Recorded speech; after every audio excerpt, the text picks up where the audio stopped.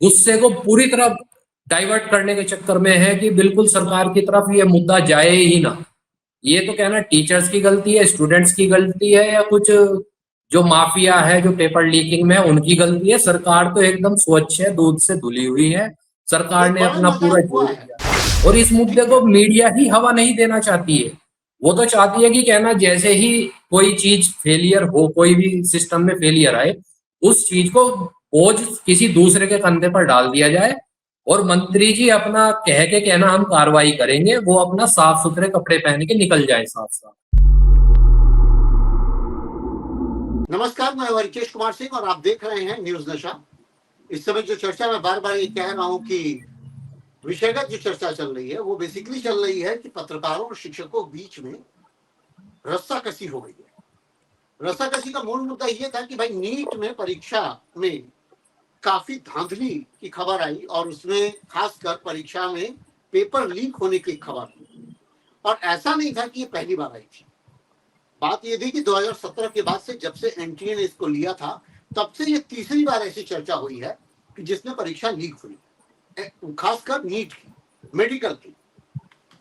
और medical services में जाने के लिए जिस तरीके का धनबल लगता है ये सोसाइटी में बहुत सारे लोग जानते हैं, इन बातों से वाकिफ है कि एग्जैक्टली होता क्या है। और ऐसे बहुत सारे उदाहरण आपको मिल जाएंगे जहां डॉक्टर्स अपने बच्चों को डॉक्टर बनाने के चक्कर में लाखों और करोड़ों रुपए खर्च करते हैं। जिनको यहां नहीं मिलता वो बाहर भेजते हैं। आप देखे होंगे जब रशिया यूक्रेन का वॉर हुआ तो यूक्रेन से बहुत सारी जगह हैं जहां पे मेडिकल करने के लिए बच्चे बाहर जाते हैं। तो मुझे ऐसा लगता है या हम सबको ऐसा लगता है कि देश में ही ऐसी व्यवस्था कर ली गई कि पेपर के थ्रू अपने देश में ही मेडिकल कॉलेजेस में बच्चों के एडमिशन के लिए करोड़ों रुपए खर्च करो, परीक्षा को कहीं से लीक कराओ, कुछ एग्जाम के सेंटर बदलो और वहां पर जाकर के सॉल्वर्स के हिसाब से अपना करवा करके अपने बच्चे को यहीं सेलेक्ट करा के इसी देश में पढ़ाओ। ऐसा महसूस होता है और महसूस होने का सिर्फ यही कारण नहीं है कि ऐसा होता है, ऐसा होता हुआ पाया गया है।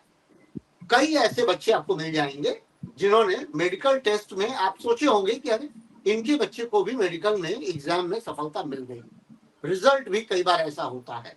सीपीएमटी का तो मुझे बहुत खास कर ये रिजल्ट याद है, खासकर 2007 के पीरियड का, कि पूरा का पूरा रिजल्ट ही पलट गया। जो बच्चे टॉप किए थे वो बाहर हो गए और जो बच्चे नहीं सेलेक्ट हुए थे वो लिस्ट में आ गए। बहुत बड़ी घटना थी वो, रीचेकिंग के बाद। तो ऐसा नहीं है कि किसी एक गवर्नमेंट की बात हो रही है, बात हो रही है कि बच्चों के भविष्य से के साथ खेलने की। मानो आपको जितनी भी इंफॉर्मेशन अभी तक मिली होगी या जो जो आप जानते होंगे, जितना आप पढ़े होंगे, आपको क्या लगता होगा? ऐसा तो मैं नहीं कह सकता कि दिन भर कोई आदमी शांति से केवल खबरें देख के किनारे हो जाए, उसके भीतर मन में भी मथता तो होगा। तो भानु को क्या लगता है या भानु प्रताप सिंह क्या सोचते हैं? जी, सबसे पहले तो आप सभी को मेरा नमस्कार।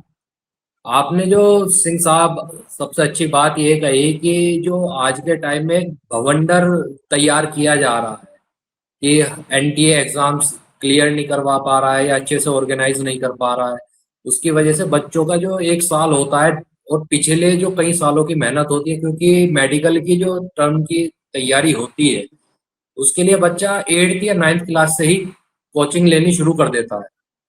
12th तक आते आते तो वो उसको ये रहता है कि बस मेरे को किसी भी तरीके से एग्जाम क्लियर करना है। उसके लिए वो बड़े बड़े कोचिंग सेंटर्स में भी जाता है, सभी चीज़ों में एक इन्वॉल्वमेंट रखता है, अपना अपना नॉलेज गेन करता है, अपनी नॉलेज पावर बढ़ाता है, ग्रैबिंग पावर बढ़ाता है।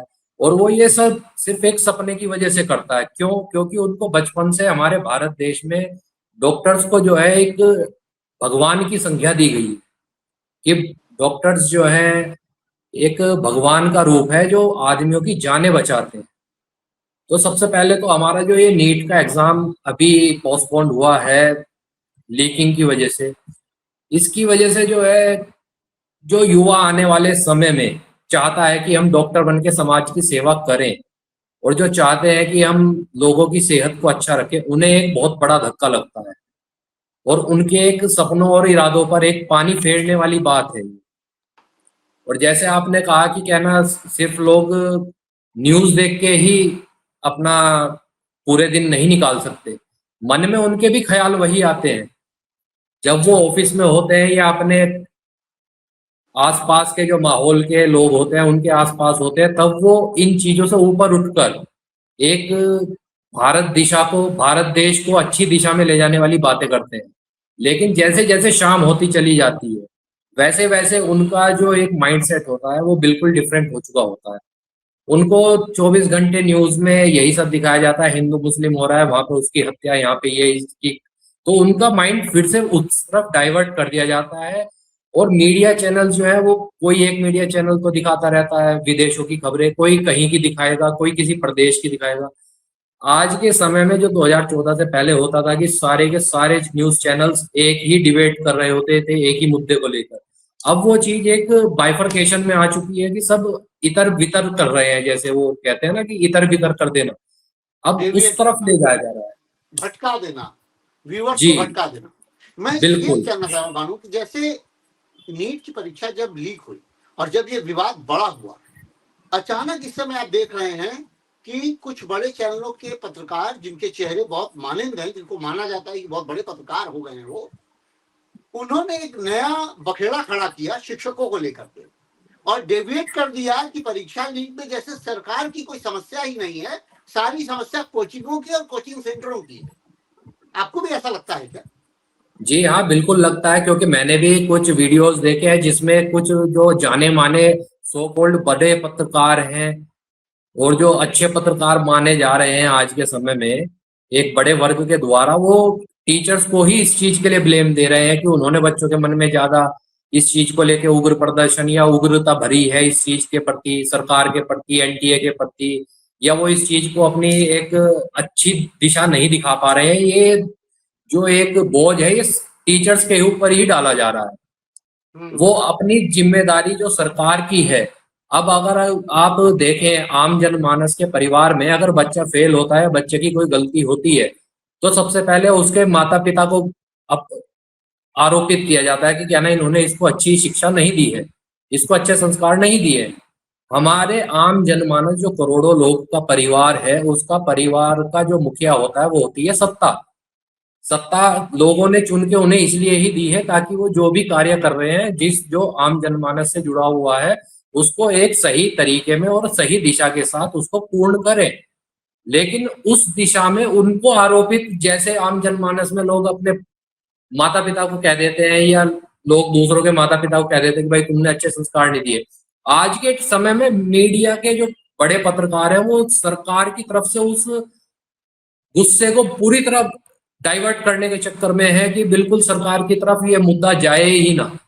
ये तो कहना टीचर्स की गलती है, स्टूडेंट्स की गलती है, या कुछ जो माफिया है जो पेपर लीकिंग में है उनकी गलती है। सरकार तो एकदम स्वच्छ है, दूध से धुली हुई है, सरकार एक ने बड़ा अपना पूरा मजाक हुआ जोर है, दिया। भानु जी, एक बड़ा मजाक हो रहा है, सच में एक बड़ा जी मजाक हो रहा है कि आप ये देखिए कि जिस पश्चिम बंगाल में दंगे और गुंडागर्दी और हिंसा को लेकर के चुनाव हुआ कि ये नहीं होना चाहिए, भाजपा के आने के बाद वही होता दिख रहा है। तो सबकी निगाह वहां न चली जाए।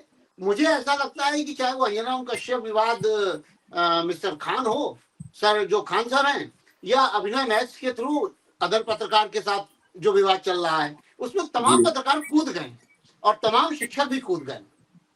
व्यवस्था तो मेरे हिसाब से ये कहती है कि पत्रकारों की जिम्मेदारी कुछ और होनी चाहिए, कुछ और है, और शिक्षकों की जिम्मेदारी कुछ और है। शिक्षक कभी भी गवर्नमेंट के विरोध नहीं जाके बोलता है, वो ये सिखाता है कि भाई आप जो है सही दिशा में पढ़िए, सही दिशा में चलिए और शिक्षा ग्रहण करके सही जो है आपको नौकरी, सेवा, जो कुछ भी आप चाहते हैं वो आप पा जाइए। पत्रकार इस बात को लेके कूद पड़े हैं कि शिक्षक ही भ्रष्ट हैं। मैं इस समस्या में हूं या इन बातों को देख पा रहा हूं कि वो ये नहीं कह रहे हैं कि मिस्टर प्रधान जो हमारे शिक्षा मंत्री हैं, धर्मेंद्र प्रधान, ये उनकी कोई जिम्मेदारी है कि एनटीए में परीक्षा लीक हो गई, सीबीएसई में गड़बड़ियां मिल रही हैं। बच्चे कह रहे हैं, इन 12th के जी बच्चे ये बात कह रहे हैं कि उनकी परीक्षा पेपर पत्रों में जो है बहुत सारी गड़बड़ियां हैं, डिस्क्रिपेंसी है बहुत सारी। इन विसंगतियों को सुधारने की बजाय वो दिशा ही मोड़ दिए हैं।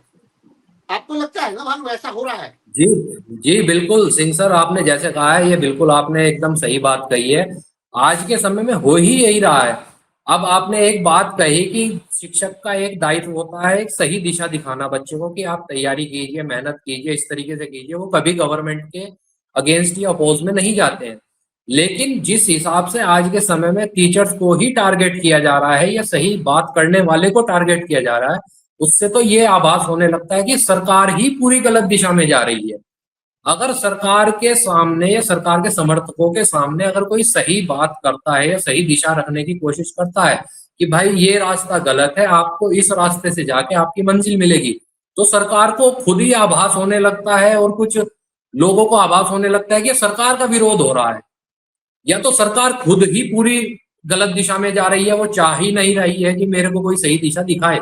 और आपने जो सही बात कही है, पहले की सरकारों में मैंने जैसा इतिहास पढ़ा है, मैंने ये देखा है कि नीतीश कुमार जी ने रेल दुर्घटना होने पर अपना त्याग पत्र दे दिया था। मैंने सुना है लाल बहादुर शास्त्री जी ने त्याग पत्र दिया था मंत्री पद से।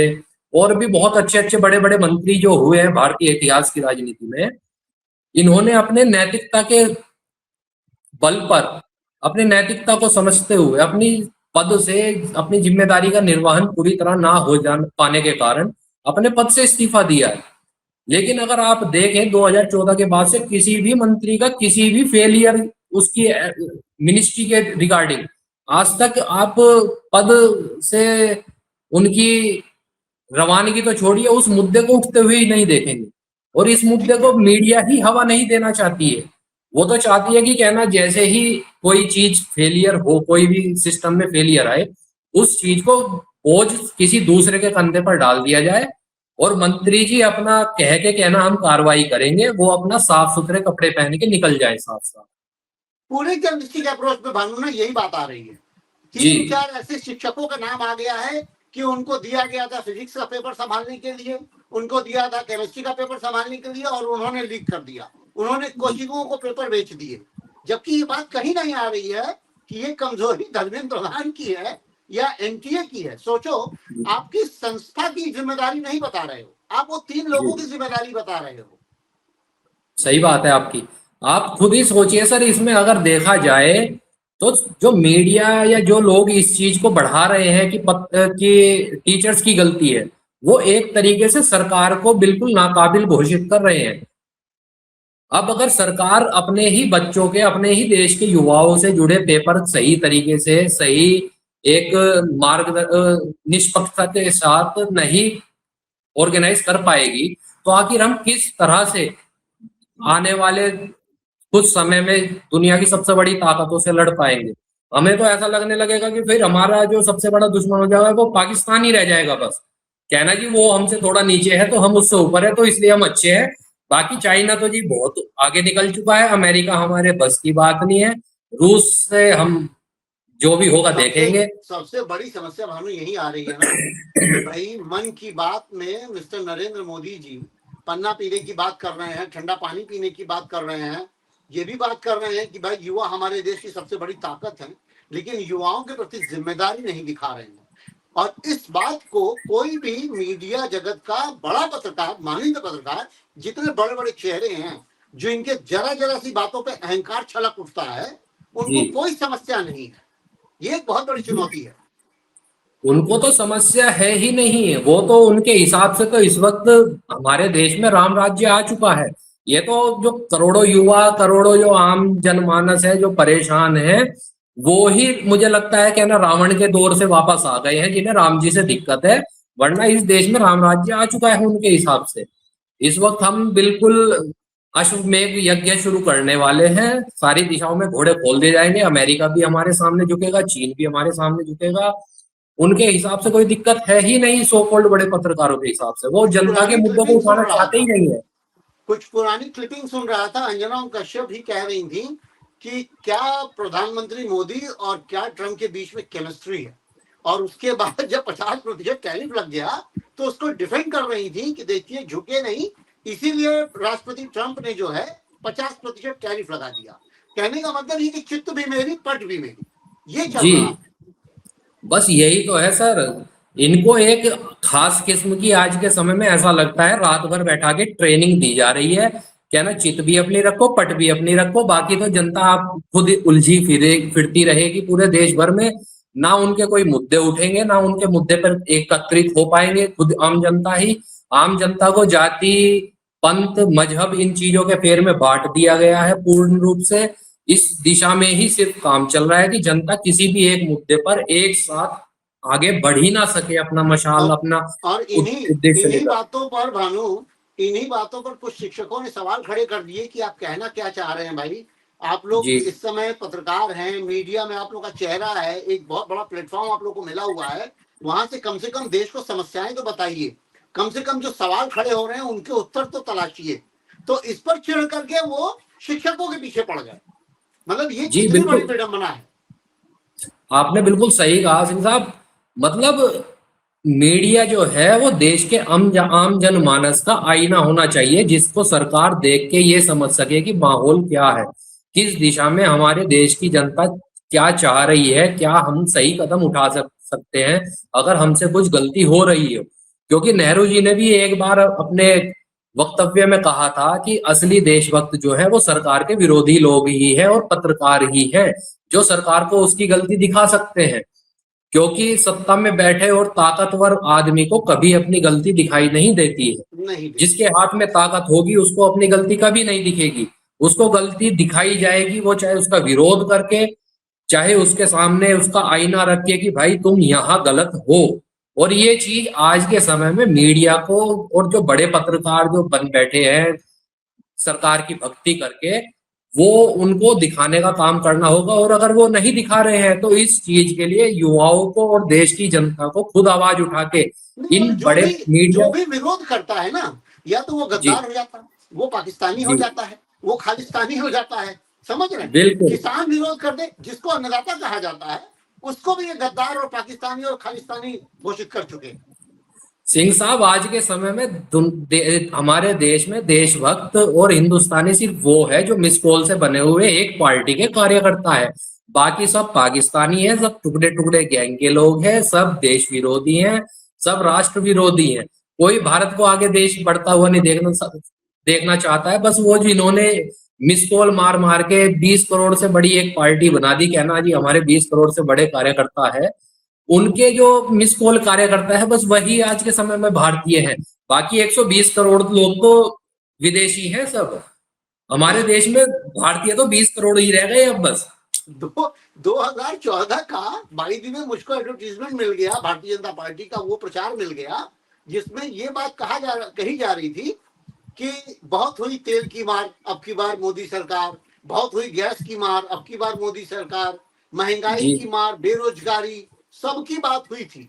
और अब सब वही मुहाने पे खड़े हैं हम। महंगाई भी वही हाल है, बेरोजगारी भी वही हाल है, रुपया जो डॉलर का है तुलनात्मक वो है, वो भी वही हाल है, बुरे हाल में है। अब कोई चीज नहीं है, सब कुछ ठीक है। ये खुद मीडिया बोल रहा है, इस पर हम हो जाते हैं भाई कि ये कैसे हो सर, गया।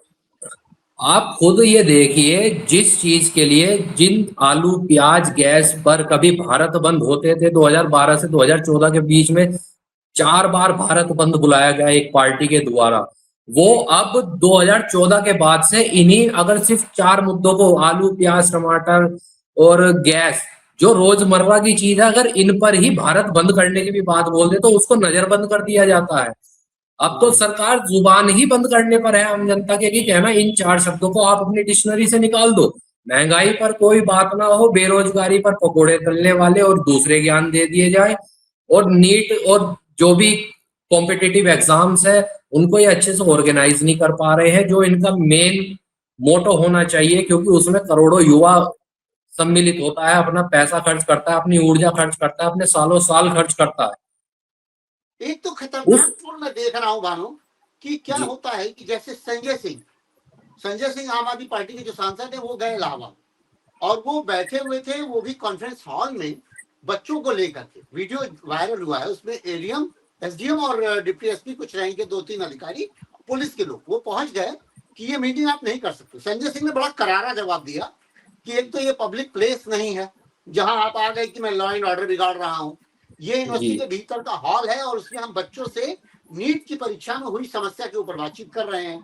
तो ऐसा कौन सा हम इलीगल काम कर रहे हैं जिसके लिए आप मेरे पास आ गए कि आप ये काम नहीं कर सकते? एक बड़ा खतरनाक टूल चल रहा है ये सरकार में। बिल्कुल, और ये सिर्फ इसी वजह से है ना, क्योंकि जो इनको आईना सरकार को जिनको दिखाने का काम करना है वो इनके चरणों में पड़े हुए हैं। जब तक वो नहीं उठेंगे सत्ता उस चीज को सामने से अपनी एड्रेस नहीं करेगी। सत्ता तो इस वक्त अंधे घोड़े की तरह दौड़ रही है। उसको ये पता है कि हमारे पास ताकत है, जो मेरे कदमों में आएगा वो कुचला जाएगा। वो इस वक्त कुचलने की और जो तानाशाही वाली सोच होती है वो उस मुहाने पर पहुंच चुके हैं। और वो बारीक मुहाना जिस दिन देश के लोगों के सर से उतर गया उस दिन या तो इस देश में तानाशाही आएगी या फिर इस देश में तख्ता पलट होगा।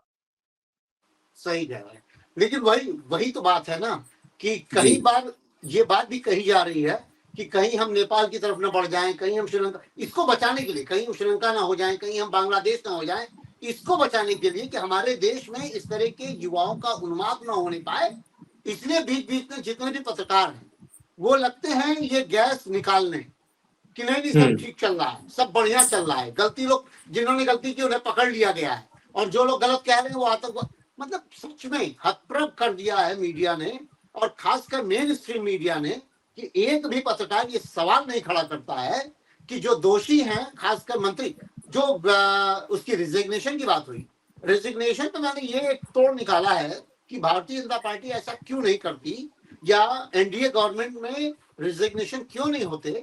उसका एक कारण मुझे तलाशने पे मिला कि हो सकता है कि जैसे मान लीजिए कि हम आप नाम ले लेते हैं कि भाई नीतीश कुमार जी ने रिजाइन दे दिया था, या राजनाथ सिंह ने, या कल्याण सिंह ने, या और भी आपके पुराने जो जी अधिकारी थे जिम्मेदारी लेते हुए रिजाइन दे दिए थे।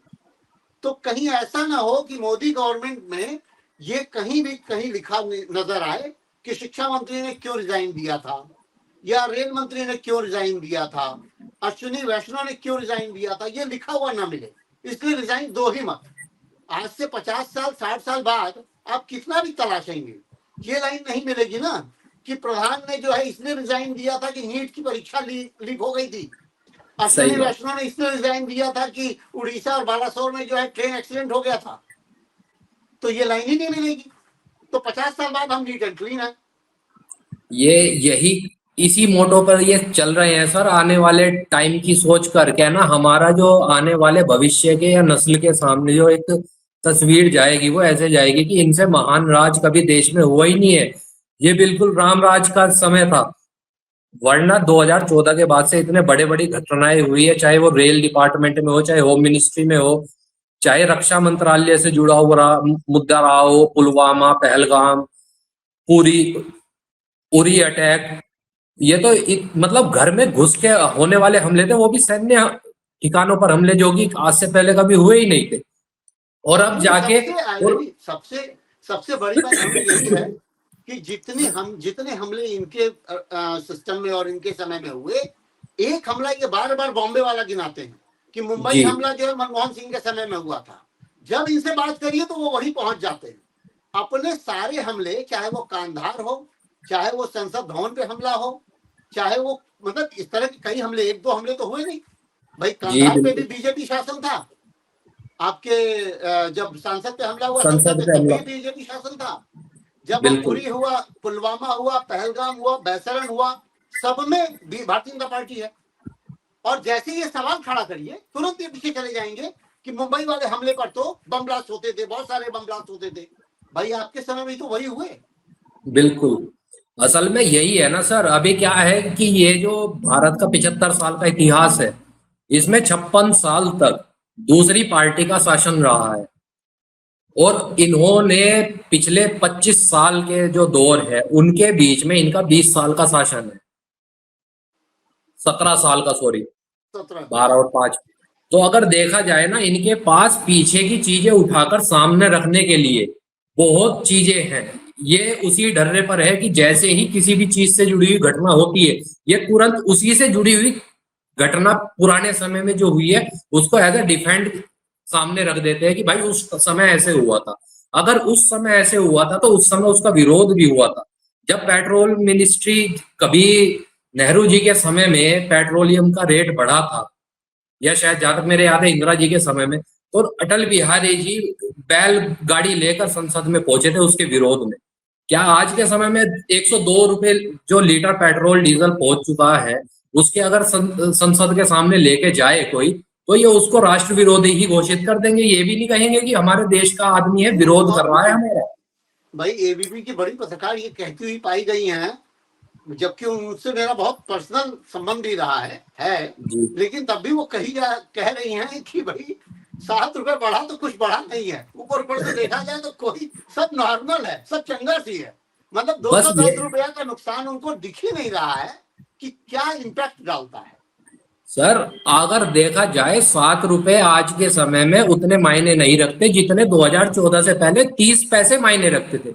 अगर सही बात। पेट्रोल पे 30 पैसे भी बढ़ जाते थे तो हाय तौबा मच जाती थी, देश भर में महंगाई बढ़ जाती थी, देश के लोगों के चूल्हे बंद हो जाते थे क्योंकि महंगाई बहुत हो जाती थी, आदमी खाना नहीं खा पाता था। लेकिन अब अगर 100 रुपए का आप 115 भी कर दोगे ना अगले ही दिन, तब भी वो उसको डिफेंड करेंगे, कहना जी मात्र 0.15% बढ़ा है आपका, ज्यादा नहीं, महंगाई नहीं प्रतिशत तो आई मैं है। देख रहा हूँ, प्रतिशत का तो आंकड़ा मैं देख रहा हूँ मानो, जिस जी। तरह से बताने की कोशिश की जा रही है कि 0.1% को फायदा दिलाने के लिए इतना बड़ा पेपर लीक हो गया और 99.9% बच्चे जो है उनका बुरा हाल हो गया। आपको ये शर्म नहीं आ रही कि दोबारा पेपर देने जाएंगे? आपको पता होना चाहिए कि जब बच्चा एक दिन पेपर देता है उसके लिए कितना मेंटली वो प्रिपेयर होता है, और सही जब बात वही है। काम आप फिर एक महीने बाद दोबारा कराएंगे, वो बच्चे उतना प्रिपरेशन में आ नहीं पाते, बहुत ज्यादा ताकत लगती है। इस डिफरेंस को नहीं समझते ये लोग। असल में सर अगर आप देखें ना, एक कॉम्पिटिटिव एग्जाम में अगर मैं फॉर एग्जांपल ये बोलूं कि 1 करोड़ बच्चे बैठे हुए हैं, उन 1 करोड़ बच्चे में से 90 से 95 लाख बच्चे वो होते हैं जो एक लोअर मिडिल क्लास और उससे नीचे बीपीएल परिवारों से निकल के आते हैं। ठीक सबसे है। पहले तो उनका 5 से 10 हजार रुपए का खर्चा होता है किसी भी दूसरे शहर में जाके वहां पे रुकना, वहां पे तैयारी परीक्षा करना, दे। वहां पे पेपर देना, देने के लिए, सिर्फ ठीक एग्जाम देने के लिए अगर तैयारी करें तो महीने के 15 से 20 हजार जाते हैं। तो पहले तो 90% से जो 95% यानी कि 90 to 95 lakh on an average of 1 crore students जो कॉम्पिटिटिव एग्जाम दे रहे हैं, उन जो 90 से 95 लाख जो बच्चे हैं ना, उन लोगों को आज के समय में धर्म, मजहब और जाति के फेर में बांट दिया गया है।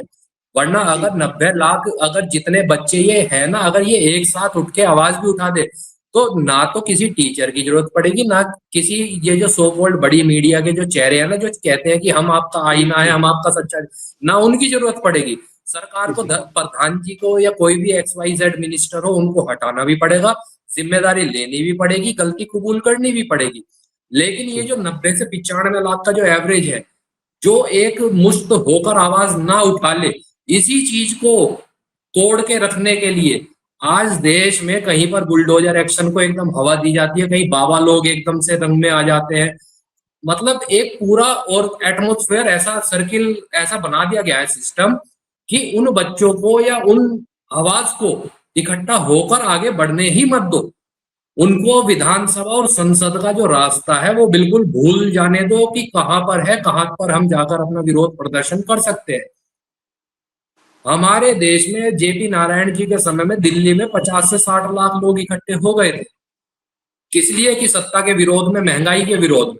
आज के समय में अगर 50 हजार लोग भी इकट्ठे हो जाए तो भी सरकार की चूल्हे हिल सकती है, लेकिन वो बिल्कुल। इकट्ठे हो नहीं पाएंगे, क्योंकि जैसे ही इकट्ठे होने शुरू होंगे, अगर मान के चलो सवर्ण जातियां, अगड़ी पिछड़ी जातियां इकट्ठी होकर आवाज उठाने लगे और उसके बीच में मुस्लिम्स भी आ जाए साथ में कि हम विरोध करेंगे सारा मिलके, और एक कोई छुटपुट सी घटना होगी कि कहना जी वहां पे हिंदू मुस्लिम के बीच में ये लड़कों में झगड़ा हो गया, वो एक तरह से विद इन अ सेकेंड इन्होंने अपना जो संगठन है इस लेवल तक अंदरूनी जड़ तक पहुंचा दिया है, विद इन अ सेकेंड वो ऐसे फटता है जैसे कि हिंदू मुस्लिम हो चुका है पूरे देश में। एक सही बात। माहौल बन जाता है पूरा का पूरा कि हिंदू अलग, मुस्लिम अलग। उसकी वजह से जो आवाज एक इकट्ठी होके जानी थी वो नहीं पहुंच पाती सरकार तक, और ना ठीक सरकार कह का रहे हैं विरोध मानो, जता पा रही है।